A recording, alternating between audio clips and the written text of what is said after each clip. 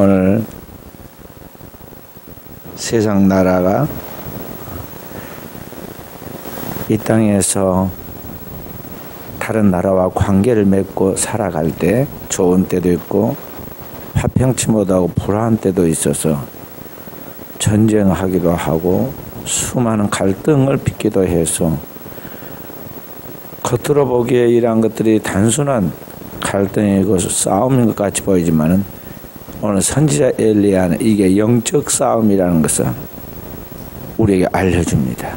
그래서 엘리사가 오늘 이스라엘을 침공한 아람 나라와의 그러한 싸움을 개입해서 그들의 전쟁의 일거수일투족을 다 이스라엘 나라에 알려주고 그걸 대비하도록 가르쳐주죠. 그리고 이 세계가 단순한 현상 세계가 전부가 아니라 이 영적 세계의 영적 싸움이라는 걸 보여주기 위하여 그의 종 엘리사에게 그 전쟁의 한가운데 자기도 모르게 거기에 개입되어서 죽게 생기겠다고 절망하는 그 종 게하시에게 기도하여 영안을 열어서 하나님이 통치하는 세계, 하나님의 그의 천군 천사로 그의 백성들을 불꽃같이 지키시고 돌보신다는 것을 경험할 수 있도록 이제 체험을 시켜줍니다. 아직 믿음이 그 단계의 수준에 도달하지 못한 게하시가 엘리사 선생님의 중보 기도 때문에 영안이 열려가지고 보니까 하늘과 땅에 가득한 불말과 불병거가 기도하고 하나님 말씀을 대하는 선지자 엘리사의 주변에 포진해 있어서 악한 자들이 만지지도 못하도록 지키시는 것을 보게 되고 감격하게 되죠.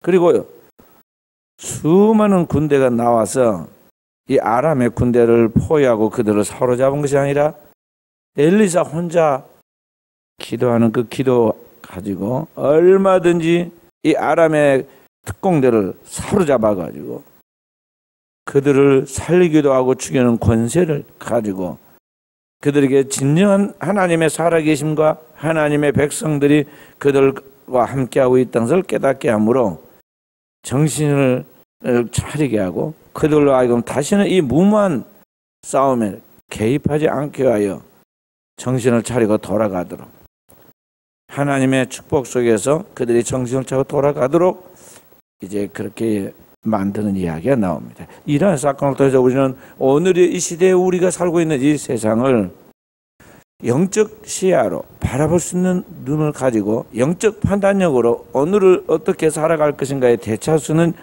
깨어있는 정신을 가져야 돼요. 오늘 우리가 살고 있는 이 세계는 주님이 말씀하신 성경의 기록대로 눈에 보이는 현상의 세계, 혈과 육의 싸움이 아니라 눈에 보이지 않는 영적 세계는 공중의 권세에 잡은 악한 영과의 싸움이고 이 악한 영과의 싸움에서 승리하도록 하기 위해서 우리는 이 땅에 이 악한 영의 지배를 받고 그의 영향을 받은 이 세상 주관자들, 다시 말해서 정세 잡은 이 세상의 그 권력자들에 휘둘리지 말 것을 우리에게 가르쳐주죠. 에베소 6장 12절에 우리의 싸움은 혈과 육에 대한 것이 아니라 악한 영과 공중의 권세 잡은 자들과 이 세상 주관자들과의 싸움이라고 말씀하고 있는 것입니다. 그래서 이 땅에 권력을 잘하는 사람들은 너나 할 것 없이 보이지 않는 우상, 곧 짐승에게 굴복하죠. 짐승이라는 것은 단지 동물을 지금 계시록에 이야기한 것이 아니라 하나님을 경외하는 그 믿음으로 살지 않는 그 영혼이 하나님 앞에서 거듭나지 못하여 본능을 따라 살아가면서 이 세상이 전부인 것 같이 이 세상을 탐하고 살아가는 그러한 자를 말하는데 이 세상의 권력과 정세를 붙잡은 사람들을 말하는 것입니다. 이 세상 권세자들인 이 사람들이 이 땅을 지배할 때 어떻게 하느냐? 이 세상에 있는 매스컴을 이용합니다. 모든 권력을 잡은 사람들은 공통점이 있는데 뭐냐면은 그 권력을 잡을 때 그들의 모든 것을 합리화시키고 여론을 조성하고 사람들의 눈과 귀를 홀려서 그들의 하고 있는 일에 따라오도록 세뇌시키도록 이 방송과 신문 그리고 매스컴을 사용을 합니다. 그래서 정치를 잡고 권력을 잡으면 제일 먼저 지배하는 건 뭐냐면 방송국과 거기에서 일하는 종사자들을 아예 국가의 힘으로 통치해가지고 결국은 그들이 그 모든 지위와 권한을 주어가면서 그들 마음대로 수하에 부리게 하죠. 그래서 정권의 도구가 되도록 이렇게 하는 것을 볼 수가 있어요. 그 대다수 민중은 어리석게도 그러한 것들이 세뇌가 되고 영향을 받아가지고 그대로 따라갑니다. 그것은 마치 교양 있고 아주 세련된 것 같이 따라가는데 그렇게 따라가다가 결국에는 그 밥이 되는 거예요. 일본이 지배할 때는 일본의 모든 여론에 따라가다가 훗날 지나놓고 그들은 누구냐면 일제히 앞잡이 매국노라고 이제 지탄을 받았죠.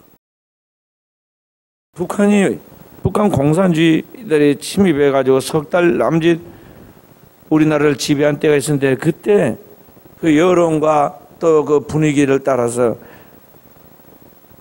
공산주의자들의 앞잡이가 되어서 그들을 찬송하고 또 그들의 모든 것을 따라서 나아갔던 사람들이 조금 후에는 완전히 친북 공산주의자들로 나중에 목숨을 잃거나 두고두고 낙인이 찍혀서 고통을 받는 걸 보게 되죠. 지금도 지금 마찬가지입니다. 좌파로 또는 우파로 낙인이 찍혀서 서로 물고 뜯는데 치우쳐서 거기에서 어느 때는 이쪽에 의해서 어느 때는 저쪽에 의해서 고통받고 있는 우매한 민중들을 볼 수가 있습니다. 성도는 무엇이냐? 눈을 들어서 위를 바라보고 하늘에서 하나님께서 우리에게 말씀하신 하늘의 뉴스, 굿뉴스, 그 복음의 귀를 기울이고 하나님의 음성을 들으면서 하나님의 뜻이 무엇인가에 대한 분별력을 갖고서 그 뜻을 따라 살아가는 성도가 돼야 돼요. 좌로나 우로나 치우치지 말고 앞을 바라보고 또 위를 바라보고 오늘 우리 하나님께서 우리에게 말씀하신 그 말씀을 따라 나아가야 한다는 것이죠. 그래서 깨어 있어야 합니다. 영적 싸움에서 승리할 수 있도록 오늘 우리 성도들이 깨어 있어야 한다는 거예요. 그리고 하나님의 뜻을 쫓아 나아가도록 우리가 부단히 하나님의 말씀으로 우리 자신의 영과 혼과 육을 그리고 우리의 삶의 이 세상을 분별하고 잘 스트리밍하면서 그렇게 하면서 오늘 우리의 신앙과 삶을 점검해서 정화시켜서 우리가 하나님의 뜻을 따라 살아가는 종들이 되도록 해야 한다는 것이죠. 그렇게 깨어있으면 결과는 어떻게 되냐? 결국은 만사는 그의 뜻, 그 주님의 뜻대로 되어지게 되어 있고 주님의 뜻을 따라가는 그 백성들에게 세상이 보호해 주거나 내가 영리해서 내 자신을 보호하는 것이 아니라 주님께서 우리를 그의 날개깃으로 감싸듯이 감싸주고 우리의 가는 길이 돌뿌리 하나도 그 발에 채이지 않도록 하나님께서 우리의 발길 하나까지도 다 인도하여서 결국은 하나님의 그 영원한 목표에 하나님의 나라의 영광에 도달하도록 우리를 이끌어 주시는 거예요. 그래서 이때 지금 우리 그리스도인들이 걸어가는 것은 이 말씀의 길을 진리의 길을 따라가는 그런 믿음과 통찰력 그리고 그 말씀을 따라 믿음으로 나아갈 수 있는 성령의 생명의 능력을 소유해야 돼요. 그런 하나님의 말씀의 깊은 영성과 그 하나님의 말씀을 따라 쓰는 영역은 어디에서 오느냐면 진정으로 기도하는 사람에게서 오는 거예요. 제가 지금 우리 교회에서 책을 출판하면서 여러 책들이 나오게 되는데 이러한 것들을 전략하도록 하기 위해서 교회에서 지금 출판사를 하나 세웠습니다. 출판사를 세웠는데 그 제목을 복음과 영성이라는 그러한 출판사의 이름으로 지금 하나 세웠어요. 구약에 모세가 이스라엘 백성을 출애굽시켜 나왔을 때 그가 그냥 하루아침에 우리 불쌍한 동포를 구출해야겠다고 각오하고 젊은 패기로 그들을 가져 끌고 나온 게 아닙니다. 그렇게 처음에는 하려고 했는데 그가 애굽의 모든 권력과 왕자로서 왕이 될 지위에 있었어도 결코 이스라엘 백성들을 그 애굽 땅에서 구출해낼 수가 없었어요. 그런데 그가 하나님의 간섭 속에서 호렙산으로 쫓겨갔고 호렙산에서 은둔하고 그 위에서 하나님 앞에서 홀로 서기를 하고 기도할 때에 그의 영성이 쌓이기 시작하죠. 모세가 호렙산에 쌓은 그 영성이 나중에 어디로 이어지느냐 하면은 이제 출애굽한 이후 한 500년 만에 다시 새로운 영적 지도자가 등장했는데 엘리야에게 전수됩니다. 엘리야가 갈멜산에서 기도하다가 그 모든 영성이 어디서 완성하느냐 하면 주야로 40일 동안 금식하며 기도할 때 호렙산 바위 틈에서 거기에 영성이 완성돼요. 그리고 그때부터 그는 완전한 말씀의 사자가 됐죠. 그래서 모세에게 있었던 영성이 엘리야에게로 오고 신약은 그 영성이 어디로 이어지냐 하면은 그리스도의 오심을 준비하도록 광야의 소리로 외쳤던 여기 세례 요한에게 그 영성이 이어져요. 그래서 주님은 세례 요한을 일컬어서 엘리야의 심령과 능력으로 온 세례 요한이 말씀하였다고 이야기를 하고 있어요. 그 세례 요한이 와서 하나님의 복음을 증거했는데 예수 그리스도를 소개했는데 바로 그 모든 그들이 쌓아온 또 전파한 그 모든 복음의 영성이 예수 그리스도에게서 완성이 돼요. 그래서 예수 그리스도가 곧 이 세상에 하나님의 구원의 기쁜 소식인 복음의 시작이 되는 거예요. 그래서 이런 복음과 영성이라는 그러한 제목으로 이제 출판사를 하나 이렇게 등록을 했는데요. 오늘 우리는 그러한 영성이 이어져야 돼요. 하루아침이 되는 게 아닙니다. 모세도 40일 동안 호렙산에서 기도했어요. 그렇게 기도하는 가운데 실제로 하나님께서 이제 모세에게 그 타오르는 불꽃 가운데서 타지 아니하는 호렙산 떨기나무를 보고 있을 때 거기서 그를 부르시는 하나님의 음성을 듣게 되고 그 음성 속에서 그가 가서 해야 할 사명, 애굽 땅에서 신음하고 있는 하나님의 택한 백성인 이스라엘 애굽에서 더 이상 종살이하지 않고 나와서 하나님의 약속의 땅 가나안에 들어가도록 해야 한다는 그 일이 자신의 시대에 지금 자기가 해야 할 일이라는 것을 깨닫게 되죠. 그리고 그 사명을 따라 나아갈 때 하나님이 모세와 함께해서 애굽에서 이스라엘 백성을 능히 구원할 수 있는 하나님의 능력과 은사가 그에게 동반된 걸 볼 수가 있어요. 훗날 500년에 다시 그 능력이 엘리야에게 나타나게 되고 엘리야에게 나타나는 그러한 은혜와 은사가 이제 이 땅에 세례 요한을 통해 다시 재현되고 그러한 것들을 통해서 완성된 것이 뭐냐면 예수 그리스도의 복음이다 하는 것이죠. 그래서 오늘을 살아가는 우리 그리스도인은 그러한 영성이 있어야 돼요. 하루아침에 영성이 생기는 게 아니에요. 글자를 좀 알고 교회에 득죽날죽이라 하지만은 그래도 교회 좀 다녀가지고 뭘 좀 아는 것 같다고 해서 그게 영성이 쌓이는 게 아니에요. 영성은 정말 하나님의 말씀과 하나님의 영이 나에게 완전히 나를 장악하고 지배하여 그리스도의 형상을 이루어 가도록 되어지는 그런 과정이 영성인데 정말 주여 주님과 함께 기도하는 그런 것들이 필요하고 하나님의 말씀이 내 안에 저장되어서 말씀이 내가 되고 내가 말씀이 되는 성경 그것을 성육신이라고 그래요. 말씀이 육신이 되어 그래요. 그리스도 예수께서 말씀이 육신이 되어서 오늘 우리 가운데서 하나님의 진리를 선포한 거죠. 오늘의 이 시대에 우리도 주의 말씀을 읽고 그 말씀을 귀로 듣고 그 말씀을 삶으로 살아내는 가운데서 말씀이 내 안에 리인카네이션 제 성육신 되어서 오늘 내가 말씀의 사자가 될 때 오늘 우리가 이 세상 속에 주님의 뜻을 따라 살아갈 수 있는 그 뜻을 분별할 수 있는 그 뜻을 통해서 이 땅에 하나님의 뜻을 펼쳐서 하나님의 영광을 드릴 수 있는 결과가 나타난다는 거죠. 거기에 도달하기까지 오늘 우리가 그런 영성을 쌓아야 돼요. 돈 몇 번 버는 게 문제가 아니에요. 하나님이 능력이 없어 우리에게 돈을 주지 않는지 아세요? 주님이 어느 날 베드로에게 사람들이 세금을 내라고 하는데 어떻게 해야 할까요? 베드로가 물었어요. 주님 따라다니라. 배와 그물을 다 그 어부인데 그물을 다 버리고 따라다니니까 돈이 없었어요. 그래서 주님께서 뭐라고 말씀하십니까? 원래는 세금 안 내도 된다. 왜냐하면 너희들은 진짜 하늘에 속한 하나님의 백성이기 때문에 세금 안 내도 되는데 이 세상 사람들이 걸림이 될까 마음에 걸림이 될까 싶으니까 세금을 줘라. 근데 어떻게 줘라고 그래요? 너무너무 신기하고 싱겁게 세금을 갖다 줍니다. 어떻게 해야? 너는 고기 잘 잡지? 네, 저는 금방 잡아옵니다. 낚시 들고 가서 저 앞에 호수에 가가지고 그물을 던져가 첫 번째 잡힌 고기에 입을 열어보면 거기에 한 데나리온이 있을 것인데 너와 나와 반씩 나눠가지고 그 세금 내고 오너라. 그랬어요. 얼마나 간단하고 얼마나 쉽습니까? 주일 하다가 지나가듯이 스치듯이 그냥 필요할 때 필요한 돈을 공급받는 거예요. 그리고 그 사용하는 거죠. 오늘의 일용할 양식을 오늘 하나님이 주시는 거죠. 영성과 영역이 있는 사람은 그게 가능한 이야기야. 그 없는 사람은 그거 안 되는 거죠.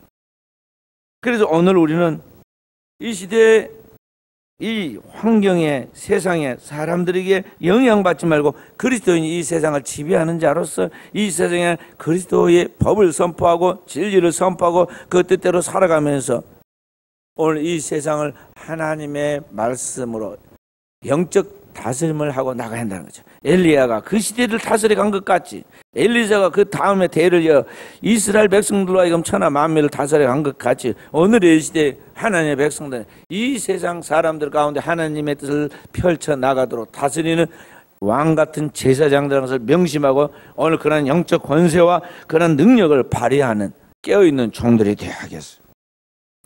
세상에 끌려가지 않고 세상을 끌어오는 세상에 영향받지 않고 세상에 영향을 주는 인플루언스한 사람이 되어야 한다는 거죠.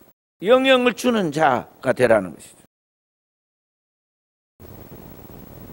그러려면 하늘과 땅의 권세를 그 주님의 백성으로서 그 주님의 자녀답게 우리가 하나님 앞에 믿음을 발휘해야 돼요.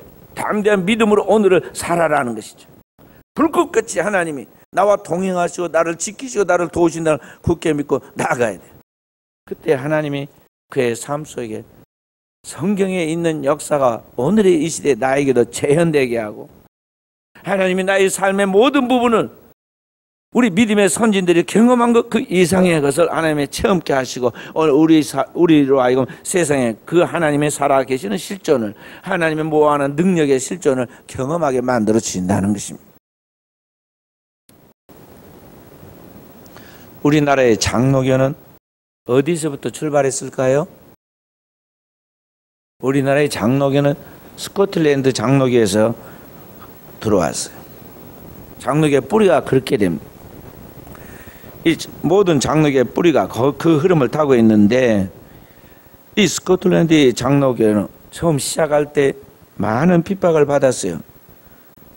당대는 로마 카톨릭의 세계를 지배하고 있던 때인데 거기서부터 독립해서 이제 나와서 영국은 영국 국교도가 지배하고 있고 프랑스는 아직 이 개혁을 해가지고만 프랑스도 역시 카톨릭적인 그런 것들이 많았는데 복음으로 완전하게 그 하나님의 말씀을 따라 나가려고 신앙의 그런 뿌리를 세워서 나가는 이 나라가 스코틀랜드였어요. 그래서 이 스코틀랜드를 당대 지배하고 있던 영국과 이 프랑스로부터 핍박받고 또 그 위협으로부터 그 나라와 함께 종교를 지켜낸 사람이 누구냐면 존 녹스라는 사람이에요. 당대의 영국은 카톨릭을 숭배하고 카톨릭적 영향이 아직도 많이 남아있었던 영국의 여왕 메릴이라는 사람이 통치하고 있었어요. 이 카톨릭적 성향을 가진 이 메릴이라는 여왕이 청교도 신앙을 가진 사람들을 많이 핍박을 하고 죽였다고 그래서 그 여왕의 이름을 뭐라고 별명을 붙이냐 피해 메어리라고 그랬어요. 피해 메어리. 이 피해 여왕이라 불리는 이 피해 메어리가 카톨릭 신자로서 존 녹스가 갖고 있는 이 종교 개혁을 반대했어요. 결국 여기 스코틀랜드에서 그 로마 카톨릭적 성향을 가지고 있는 영국의 여왕 이 메어리의 정부군과 그것을 개혁하려고 하는 이 스코틀랜드 시민군 사이에 종교 전쟁이 일어납니다. 이 두 세력이 강력하게 이제 서로 경쟁하다가 전쟁하게 되는데 당대는요 전쟁을 한번 일으키면 30년씩 전쟁을 했어. 100년 전쟁도 있었어요. 중세 그런데 바로 이 나라에 전쟁이 일어나서 전쟁이 감돌던 그때 존 녹스가 기도하는 자기의 동역자들을 자기 집으로 초청했어요. 그리고 같이 기도하고 끝마치고 이제 자는데 존 녹스는 그들과 함께 자지 않고 밤이 깊은 시간에 조용히 집 뒤편에 있는 곳으로 가서 홀로 기도합니다. 한 친구가 잠을 자지 않고 그의 뒤를 따라가서 그의 기도를 엿들었어요. 그의 기도가 시작하는데 온 몸을 쥐어짜듯 몸부림치며 간절하게 기도하는 존 녹스의 기도가 들립니다. 오 주여, 제게 스코틀랜드를 주소서. 그렇지 않으려면 죽음을 주소서.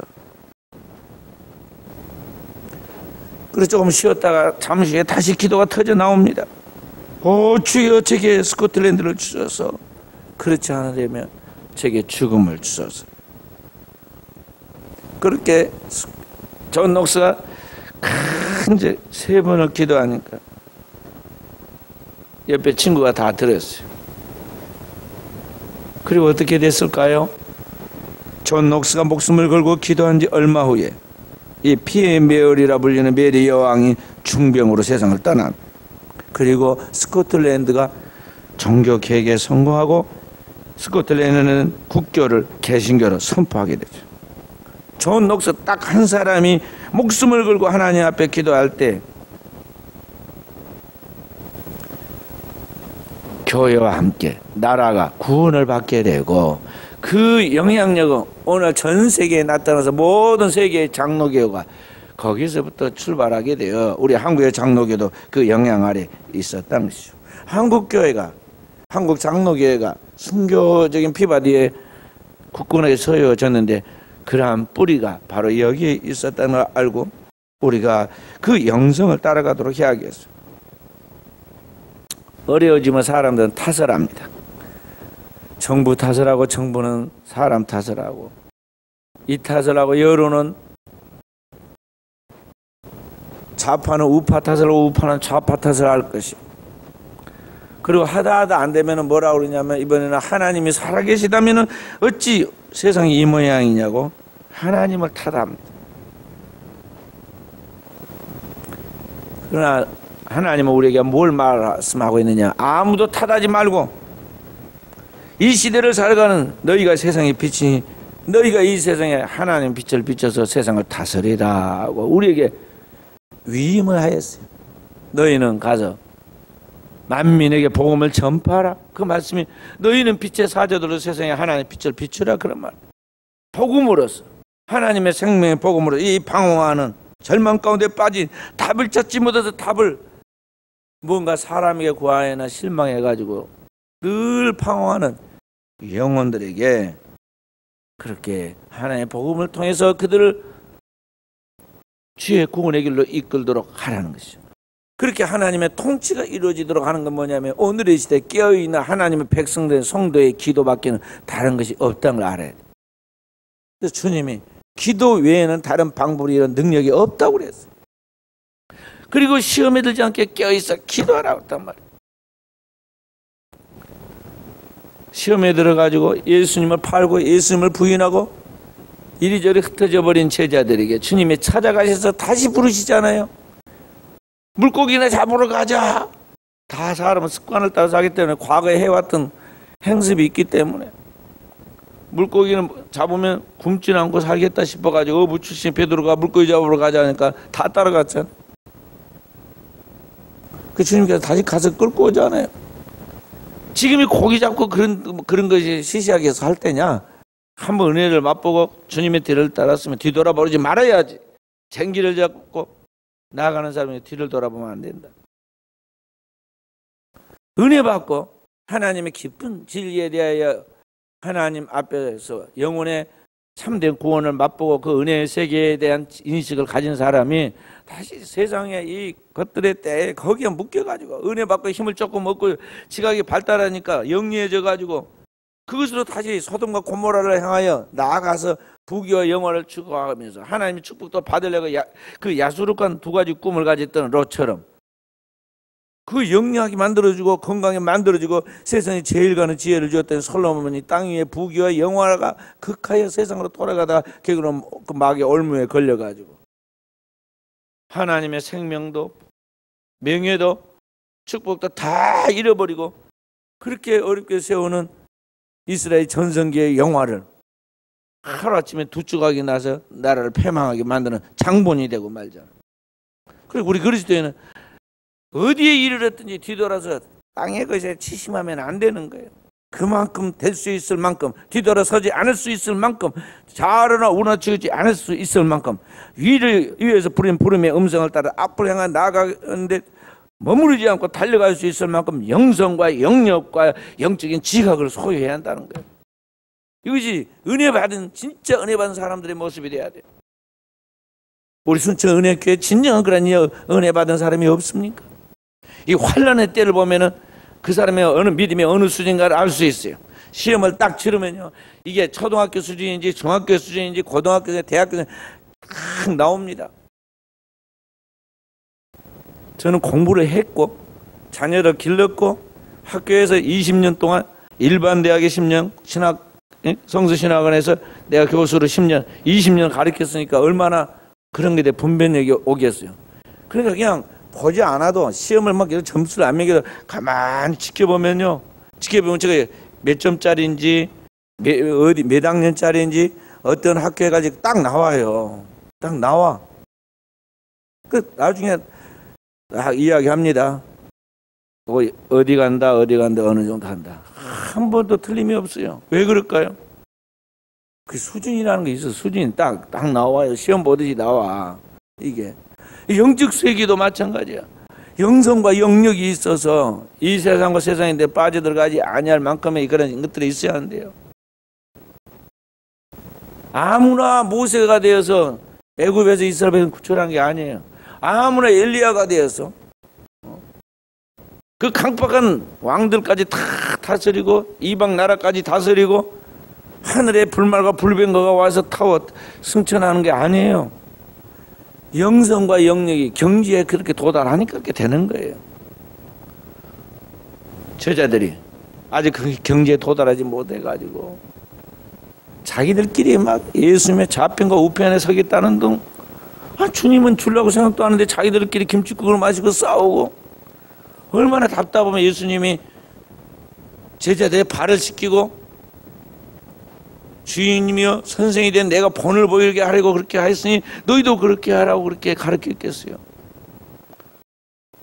그 많은 수준에 도달하려면 기도 외에 다른 방법이 없다는 걸 가르치기 위해서 주님이 크게 기도하셨는데, 주님 원래 혼자 기도한 걸 좋아하신 분이에요. 고요하게 조용하게 한적한 곳에 나가 기도. 제자들이 가르치려고 기도를 가르치려고 늘 제자를 끌고 가셔서 기도하시잖아요. 혼자 기도 않고 변화산에 올라가서 주님의 본래의 영광을 나타내시고, 그때 장차 예루살렘에서 인류 구원을 위하여 어린 양으로서 별세하실 그 일에 구약의 모세와 엘리야를 동참시켜서 함께 의논하는 그 시간에도 베드로와 야고보, 요한을 불러가지고 같이 함께 기도를 시키잖아요. 근데 인간은 습관의 존재라 경지에 도달하지 못한 제자들이 그 순간에도 자잖아요. 결국은 십자가 지기 직전에 그 엄청난 인류 구원의 대역사이라는 그 결정적 순간에도 그때도 자잖아요. 주님이 자면 안 된다. 깨어있어 시험에도 기도해야 한다. 그렇게 주님이 붙하고 깨워도 안 되는 거예요. 자다가 깨가지고 어떻게 해요? 남자답지 못하게 하룻밤도 못 지키고 자기 말을 못 지키고 예수님을 부인하고, 예수님을 어떤 사람은 팔고 어떤 사람은 오죽 활랑 벗고 다급해가지고 막 도망치고, 그리고 나서 영역이 없는 자기의 실체를 보는 게 너무나 부끄러워서 어디 갔어요? 고향으로 숨어 들어갔는데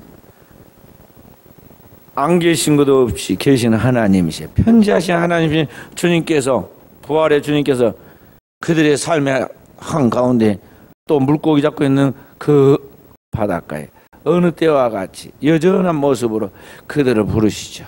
배 오른편에 그물을 던져라. 그리고 주님께서 그들을 다시 끄집어내서 다시 소명을 하시고 그들에게 하나님의 명령을 내리시죠. 주님의 지상 명령을 내리시죠. 내 양을 치라. 내 어린 양을 먹이라. 내 양을 치라. 주님께서 주님의 사명을 주시죠. 부활의 주님으로 말미암아 신앙이 조금씩 보완된 제자들이 문제가 뭔가를 알았어요. 자기들에게서 진짜 문제는 뭐냐면은 진짜 기도를 아는 것이었다는 거죠. 몸은 따라갔지만 마음은 자기 생각대로 돌아갔고, 주님을 통해서 영광 돌린다고 말은 주는 그리스도시요 사랑의 하나님의 아들이십니다. 안까지 말했지만은 실제는 주님 앞에서 그 말이 아주 무효화되는 일을 벌이고 말았잖아요.